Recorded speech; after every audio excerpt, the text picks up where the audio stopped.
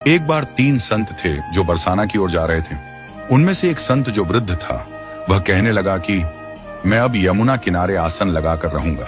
तुम दोनों जवान हो इसलिए तुम आगे चले जाओ।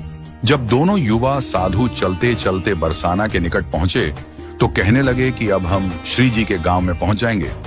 एक तरह से हम राधा रानी के मेहमान हुए, इसलिए हम बरसाना में भिक्षा नहीं मांगेंगे। राधा रानी के मंदिर में आरती के समय जो प्रसाद मिलेगा वही खा लेंगे, और अगर कोई भोजन करवा देगा तो कर लेंगे, अन्यथा किसी से मांगेंगे नहीं।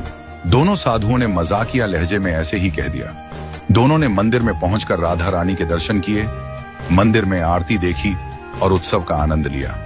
दोनों ने सोचा कि राधा रानी के मेहमान हैं, इसलिए भिक्षा तो नहीं मांगेंगे, इसलिए बिना भोजन किए ही सो गए।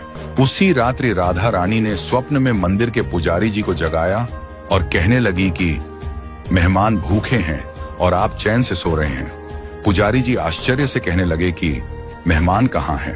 राधा रानी कहने लगी कि 2 साधु हैं जो बिना भोजन किए सो गए हैं। पुजारी जी जल्दी से उठे और साधुओं को ढूंढकर उन्हें जगाया। वह पूछने लगे कि क्या आप श्री राधा रानी के मेहमान हैं?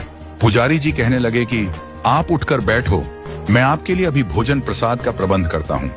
पुजारी जी मंदिर में जो भी उत्सव का भोज प्रसाद बचा था, लड्डू, खीर, रसगुल्ले और जो भी भोग प्रसाद बचा था, जल्दी से दोनों को परोस दिया। साधु मन ही मन सोच रहे थे कि हमने तो मजाक में कह दिया था कि हम राधा रानी के मेहमान हैं। राधा रानी ने तो सचमुच हम पर कृपा कर दी। भरपेट भोजन कर दोनों साधु राधा रानी का ध्यान कर सो गए।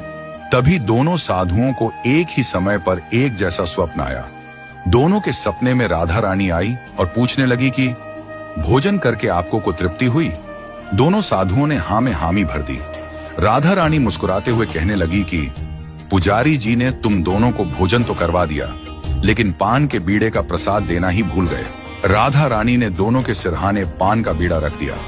स्वप्न के बाद दोनों की आंख खुली तो सचमुच पान का बीड़ा अपने सिरहाने पाकर दोनों विस्मित थे। राधा रानी ने मजाक के भाव से कहा, गया वचन भी सत्य साबित कर दिया और बिना मांगे दोनों को भरपेट भोजन करवा दिया।